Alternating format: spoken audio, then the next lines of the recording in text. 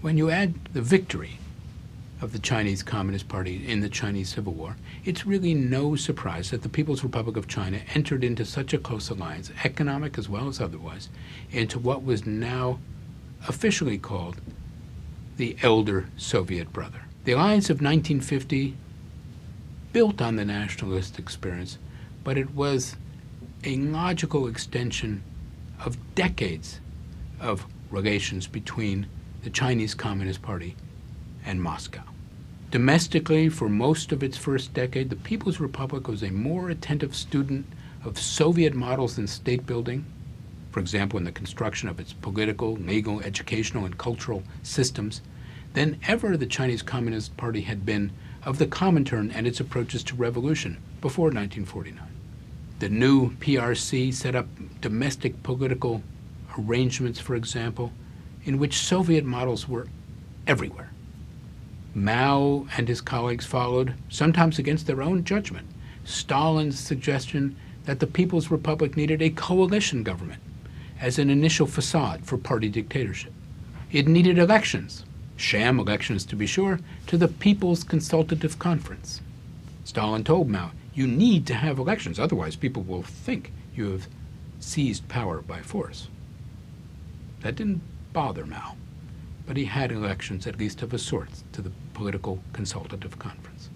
And ultimately you would have to have, and it would have in 1954, a constitution modeled very much on the Soviet Union's so-called Stalin Constitution of 1936. So China now entered into a broad and young community of socialist states, each one of which was similarly emulating the Soviet Union and emulating it in a period of high Stalinism. What is Stalinism? What do you understand by Stalinism? One scholar, Ben Fowlkes, has written that Stalinism means first and foremost uniformity. That meant that everywhere in the Soviet sphere, from Berlin to South China, the absolute rule of the Communist Party, the oligarchic rule of its Politburo, and inevitably the emergence of a dominant personality, a little Stalin, a Walter Ulbricht in East Berlin, later a Ceausescu in Romania, and of course Mao Zedong in China. It meant also the growth of secret police, of public security organs, the Stasi, that is, in East Germany, the Gong'anju in China. It meant also complete economic control by the state. And it meant economic development giving highest priority to heavy industry and armaments. The political consolidation of communist rule in Eastern Europe led also to the denunciation of alternatives to Stalinism, such as that proposed by the Yugoslav leader Tito.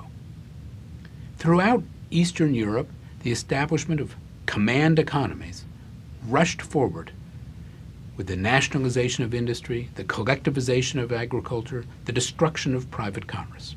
And as states extended their controls over national economies, central planning commissions on the Soviet model followed everywhere, as did national economic plans that copied Soviet plans of the 1930s.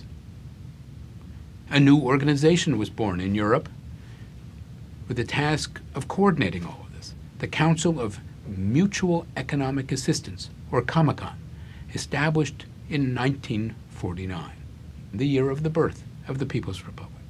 And from its start, it pressured all of the economies participating in it to limit trade with the capitalist states and to strengthen the economic integration of the socialist camp.